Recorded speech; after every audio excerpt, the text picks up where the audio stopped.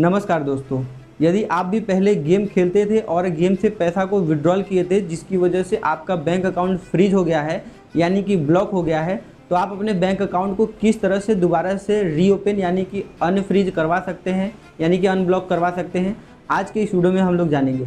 तो वीडियो को आप लोगों को स्टेप बाय स्टेप सारा चीज़ों को ध्यान से सुनना है ताकि आपको आइडिया लग सके कि आपको जो बैंक अकाउंट है किस तरह से अनफ्रीज होगा। तो सबसे पहले हम बात कर लेते हैं कि आपका बैंक अकाउंट फ्रीज होने का कारण क्या है।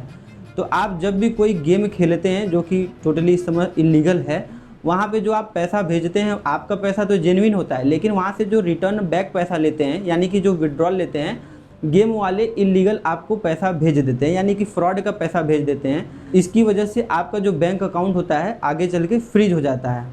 तो फ्रीज होने के बाद आपको करना क्या है? सबसे पहले आपको अपने ब्रांच पे जाना है जिसमें भी आपने बैंक अकाउंट खुलवाया होता है।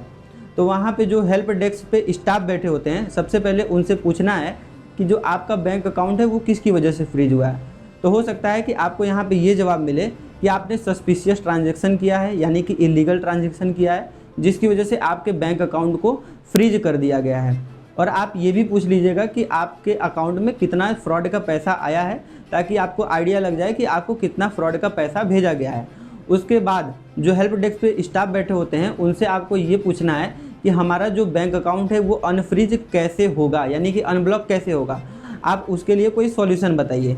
तो स्टाफ आपको सॉल्यूशन बताएंगे जिसमें आपका कुछ न कुछ वेरिफिकेशन के लिए मांगेंगे, जैसे कि Aadhaar card, PAN card, address proof में जैसे कि इलेक्ट्रिसिटी बिल भी मांग सकते हैं और उसके साथ और भी कुछ आपसे डिटेल्स मांग सकते हैं। तो जो भी आपसे जो बैंक स्टाफ मांगते हैं आपको उनको दे देना है ताकि जो आपका बैंक अकाउंट का अनफ्रीज का प्रोसेस है वो आगे बढ़ सके। तो अगर हम मैक्सिमम केसेस देखें जिसमें जो बैंक स्टाफ होते हैं आपका KYC अपडेट करने के बाद बैंक अकाउंट को दोबारा से अनफ्रीज कर देते हैं और आपके बैंक अकाउंट में जो भी फ्रॉड का पैसा आया होता है उसको केवल ब्लॉक कर दिया जाता है।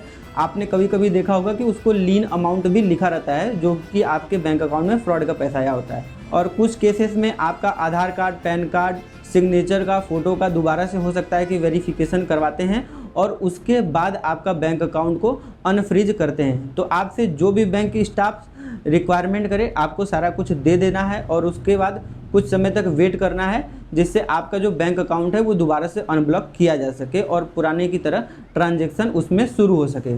तो आशा करता हूं कि आपको अब तक समझ में आ गया होगा कि बैंक अकाउंट को किस तरह से अनफ्रीज कराना है।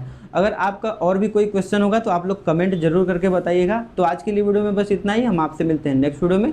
तब तक के लिए जय हिंद, जय भारत।